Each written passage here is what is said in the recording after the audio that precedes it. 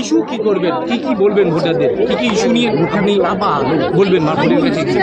Issue প্রথম issue হচ্ছে আমাদের পশ্চিমবঙ্গে যে প্রচন্ড বেকারি, যার সুরাহা করার জন্যে এই চোর ছ্যাঁচোরদের দলটা কোনো কাজই করেনি, সেইটা সুরাহা করার একটা দৃঢ় পদক্ষেপ এবং দ্রুত পদক্ষেপ নিতে হবে আমাদের সকলকে।